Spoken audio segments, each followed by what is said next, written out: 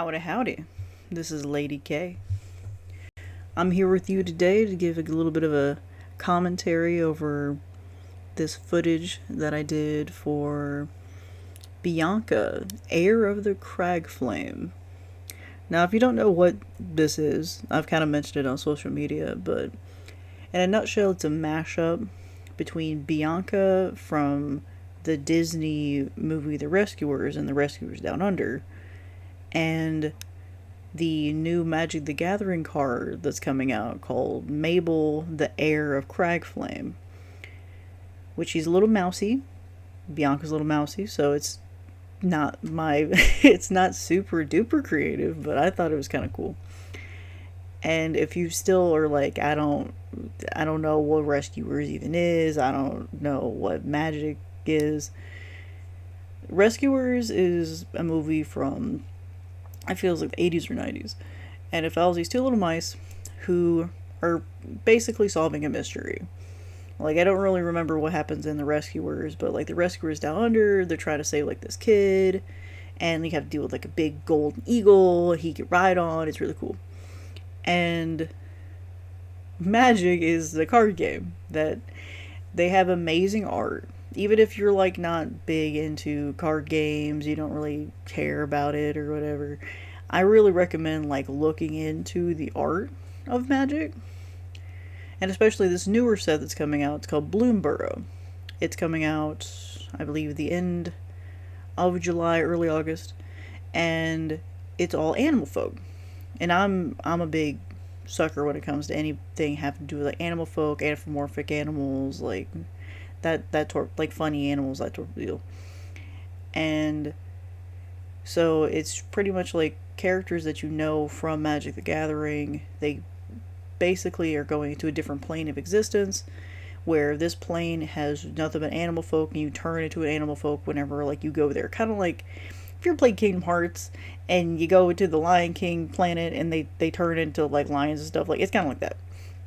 So for this piece, what I was looking to do was kind of like combine the fierceness of Mabel from her card and Bianca, and just kind of Disney-fy it almost, because Disney obviously isn't going to use their style apparently really anymore. Like I'm not impressed with Wish. I know it's a controversial take, but yeah, I didn't think Wish looked very good. So I kind of wanted to do that. I'm going to do it with different characters too. Like there's a bunny there's like another fox guy that's based off of like Jace the Mind Sculptor, I think. And that's going to be based kind of like off of Robin Hood. Just so I could kind of like celebrate this, like the golden age of Disney a little bit. Because I grew up with it. That style kind of promoted me promoted me to do it. Prompted me into actually doing art. Like the Lion King impacted me a lot. I talk a lot about it in like the Scar video.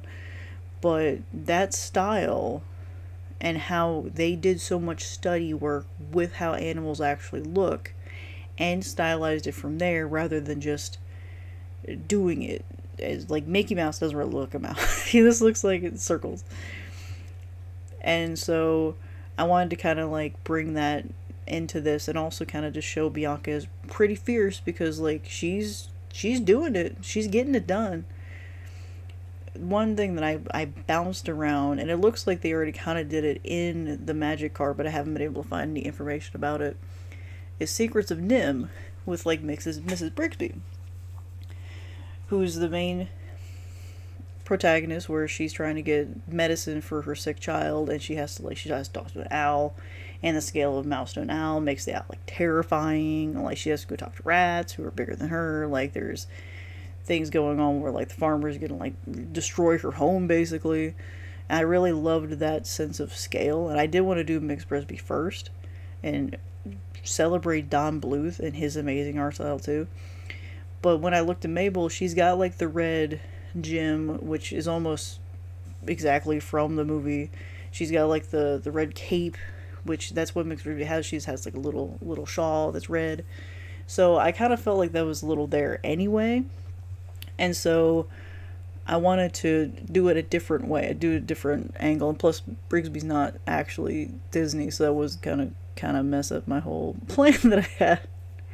So this is what I ended up doing, and as you're watching this, like, understand that there's a lot of push and pull when it comes to like trying to get a piece to look the way that you want, especially if you're basing it on something like it's a fan art basically. I could have went way different with it and took like maybe my interpretation of what Mabel would look like or whatever, but I wanted to do the Disney style, so I had to like study how the Disney style's done. And one thing that I realized when I was doing research was that unless like I scrubbed through the video and found my own shot, I couldn't find Bianca looking like angry. I needed her to have a serious face, and that kind of was not really happening. So in this one, her face is actually Bernard in a way, because he looks serious because he's kind of a grumpy grumper, so that's just kind of how it's gonna go. And so I kind of did a mashup of both of them in order to kind of get the feeling across that I was wanting to get. I didn't limit myself like, oh well, Bianca doesn't look serious, so I can't do her serious. Like, well, no, like I can. The other mouse in the movie has kind of the same style, so like we'll just go that way. I was gonna kind of like do it too, where like I did include like the hat, because like Mabel doesn't really have a hat, but that's kind of like Bianca's thing, is that she's got like the hat, and it's part of like her character. So I was like, we gotta keep it. It's too cute. I tried different ways, and it just didn't look right. Like sometimes it comes through in the footage, sometimes it really doesn't. But I was messing with like different ways of doing like the feet. Like those feet are gonna change. They're gonna change for sure. Like at least like one of them is, because the stance that she's taking right now didn't have enough like action to it, I guess. Like it didn't have enough like weight. So it's gonna shift later on. Same way with like when it comes to like the shading. I tried to do shading with like an airbrush first. It kind of just get like the feel of how I wanted the light to come, because like the one thing that they don't really do push too much in the actual card for Mabel is that the sword is on fire. It needs to project light, and it kind of does, but it's not like the shadows aren't really pushed as hard as I would do it personally. So I kind of took that liberty of like, well, if we're gonna have a flaming sword, I want it to seem like it's flaming. I want it to seem like there's lighting effects and stuff to it. But especially once I got done doing the airbrushing, it didn't seem like it was good enough for me. Like it didn't look right, when I talk about like it doesn't look right, what I'm talking about, and this might differ from other people, but when I talk about it, it's like my brain's trying to like let me know like, hey, there's a different way we could do this. Like this doesn't look as clean, or as, you could use the word professional, but it's not. It's more of just like, it's kind of like cooking in a sense. Like I'm a cook, so it's something where it's like when you taste something and you're like, oh, it might need a little salt, or oh, it might need just like a little something that I don't know what it is.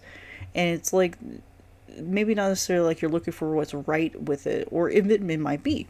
Especially when it comes to like fan art, if something doesn't look right, it's like, oh, it's not lining up with what I have the preconceived notion that it should look like. And that's okay, because you're holding yourself to a higher standard. Same with like the lighting, where like I checked it and I'm like, well, once I did this lighting, I was like, oh, okay, so it doesn't look the way that I was thinking that it should look. What do I need to change in order to make it look like I want to look? Because especially when you're using different layers, and like the program I'm using is Procreate. You get it. I love it way more than Adobe, because I can just pay once and I'm done. And I think at the time I paid like maybe $15, and like not bad at all. You have different layers you can use, and that makes it very helpful, especially like if you're going to do a bigger project and you want to kind of work through all the problems digitally first, and then once you're done with that, then you can put it on your really expensive canvas or paper or whatever, and you might still run into issues, but you've already kind of like troubleshooted a lot. And especially like with this, like I wasn't super sure how it was gonna look, so I did it on different layers. So in that way, once I changed the shading to more of a kind of like a cell shaded sort of effect with like a very sharp edge, it looked a lot cleaner because it matched more with the style I was going for. It matched more with like the line quality that I was going for, and I ended up using that. I kind of adjusted it a little bit, but it's something where as you're working through a piece, like don't feel bad or weird or anything about like, oh, I didn't get it right the first time. Few of us do. And most of the time, if anybody's telling you that they did, they might be fibbing. And there's no shame in that. Like, who cares if it took you 3 tries to get the right line? Like, whatever. You got the right line at the end, so that's how I think about it. You also notice, too, on here, like, as I'm doing, like, the line work, there are certain places that I'm doing thicker. And this was because, like, I kind of thought that it was gonna look cooler if I did that. Because, like, there are certain places where I kind of, like, messed up the line at first try, and I didn't want to redo it, so I was just kind of like, okay, I'll fill it in, and then, like, it'll be alright. Well, later on, I'm gonna realize that's not looking right. It doesn't, it looks off. But I knew why I looked it off, because it's not consistent. It's just randomly. I didn't place it with purpose or intent. I placed it to fill in an accident. And so what I go do is, instead of like redoing everything or whatever, like, no, I just went to an eraser and kind of thinned the line to be as thick as the rest of it, and then it'll look fine. So especially when you're working digitally, like, remember that you can manipulate a lot of the work, and you don't have to be beholden to it. Like, it's not permanent. Like, when you see traditional work, like, that's something that you got to remember, is that most of it is permanent. And if there's something that looks different or weird or off or whatever, it might just be like they decided, like, I'm gonna let it ride. And that's fair too, because that's still an expression of yourself. It just might not be the perfect expression of it. It's like, oh, my hand went a certain way when I did the line work on this. Like, in the comic I'm working on, Raw, Disco Inferno, like this, especially the second issue, because I'm doing more ink work traditionally, there are certain things that look a little wonky, I ain't gonna lie, but that's kind of like the vibe of the comic. The comic's not, it's supposed to be about imperfection. It's about people trying to figure out who they are in this messed up city that's radioactive, so people look weird. Like, lines aren't straight. I'm doing that on purpose, because I don't like it to look, mechanical, I guess. I don't want it to look like the city is perfect when the people aren't. No, the city's not perfect either. And if I do use, like, straight lines and draft it out and make it look perfect, there's a reason. I want your eye to draw to it. Maybe this place is a newer place that's been built, and so it hasn't eroded yet. A lot of, like, point and purpose. Like, that's what you're watching right now. It's like, this is all purposeful. Like, I've been doing it for 20 years, so, like, I kind of sometimes forget about that. But yeah, every line you're making has intent. If you're not paying attention enough to it, like, you can kind of tell. Like, sometimes my mind might wander, and then I draw a line, and then I look at that line, and I'm like, oh yeah, I wasn't paying attention, and then I have to, like, redo it. I really like the experience of it, though.